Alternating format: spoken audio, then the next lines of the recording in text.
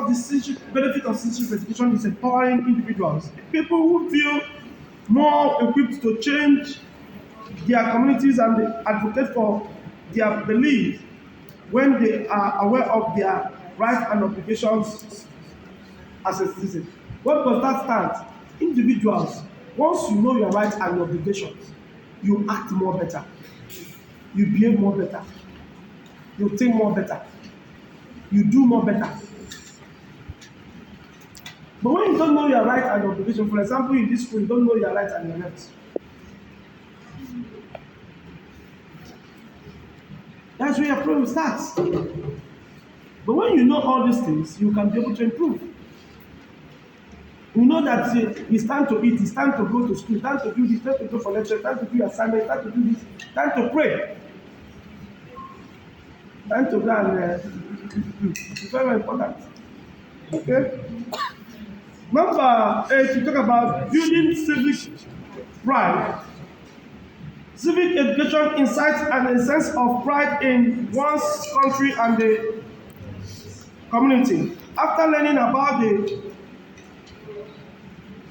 goals, achievements, and history of country, people start to feel like they belong in it.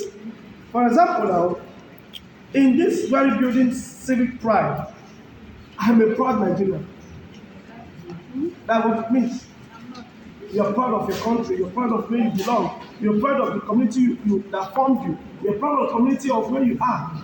Like in my family now, we have 2 years visa free every year. Every 2 years, you have 2 years free visa.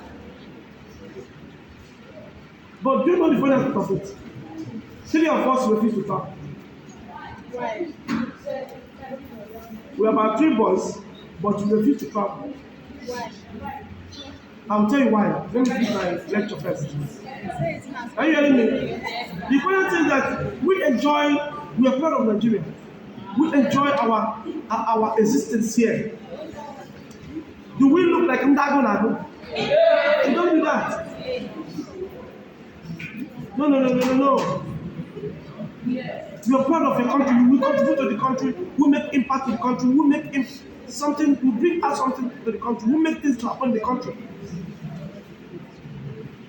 That's why we say we are proud of the country. Now you talk about number 9. Citizenship education promotes global awareness of exposing people to global issues like poverty, human rights, climate change. This broaden their perspective. They become more conscious of their responsibilities as a global citizen as a result of this. Now, what are we talking about? Promoting global awareness, which is the challenges we are facing today, poverty. Is there poverty in this country? Yes. Huh? Yes. Let me tell you something. When your dad was born, there is still poverty. And today, there is still poverty. Your children will still complain poverty. No way. You will say, God forbid. Let me tell you something. When you talk about the war of poverty, you will not necessarily look at it from the angle of money. There are people that have money today, but they don't have children to give that money. They have poverty in that area. They are poor in that area. Poverty might become lack of skill. It depends on your perspective. Then they say your perspective towards this. It broadens your perspective. You know, we use the word poverty, we generalize it as money. It is not. It depends on what I'm just trying to let you know that poverty in holistic sense is not necessarily money. Human rights, when you don't know your rights, you are mentally and in civil society you are poor because you are poor in learning, you are poor, you are illiterate, you cannot even differentiate good or bad. When you are treated good, you don't know. When you are treated bad, you don't know. And we talk about the climate change. The weather is hot, yes, it might be poor to you, the other person might be enjoying it. I met a woman yesterday. I said, Madam, good afternoon, ma'am. I said, Madam, how is the weather? The weather is too cold. How are you feeling? I said, this is my best weather. I said, Madam, the cold is too much. I said, let me go and calm myself. It was early morning. This to tell you that some people enjoy the weather. which you rejected and said that this climate is very hot to me. All right, number 10, we talk about preparation of leadership role. Citizenship education helps people to gain communication, collaborations, and decision-making abilities, which are keeping components of leadership. Consequently, this makes them to be more capable of taking a leadership role, both inside and outside their companies. Preparation of leadership. Tomorrow you want to be a provost in one school or the other. Tomorrow you want to be a CMD. You want to be this, you want to be that. This is critical to say that you need to learn, collaborate, and know how to communicate and make a better decisions in your life to grow and develop more, to build yourself and equip yourself with this leadership role, both inside within and outside you. The way you behave, the way you talk, the way you dress, the way you act matters a lot. When you say, can anybody tell me somebody that behaves like a leader here in this class, whether a man or woman, that behaves like a leader? Can you tell me that everybody is a leader? You can't prove right. Don't know there are people that are not meant to be leaders. Some people are meant to be servants. Yes.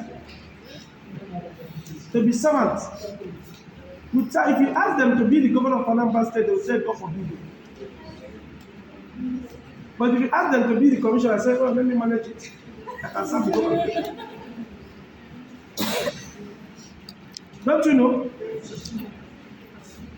Some appointments you are crying, suffering, one struggling to get. There are people that are begging, collect this, they say, I don't have time, please take this away. Manage it. We have opportunity as our own. Let's put it in order. Let's put it. I don't need it.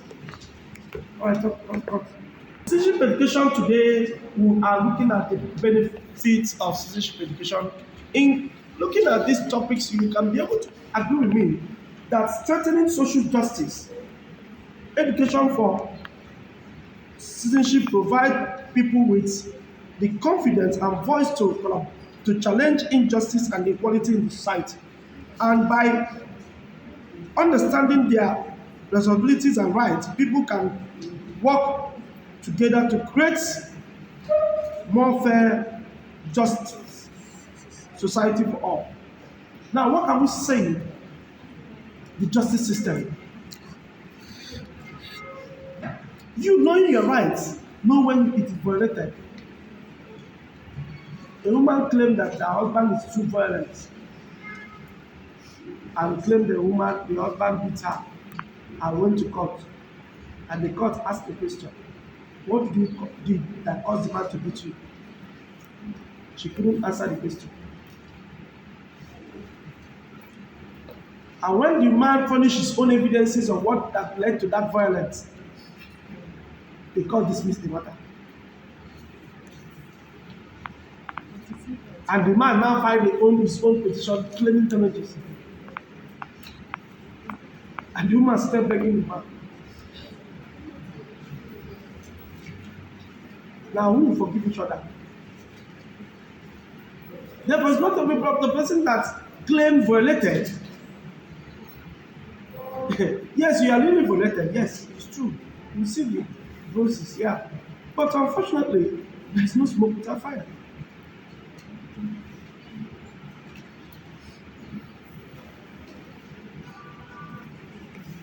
And that was what happened.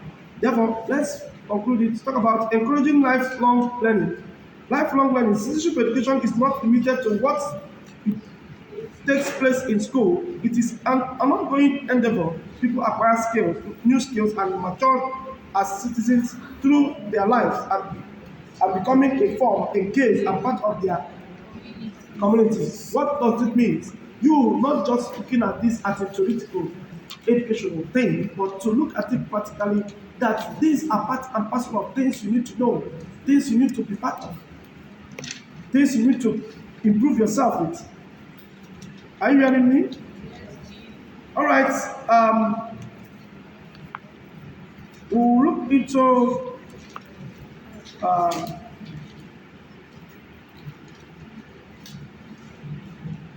Who who lead him to court?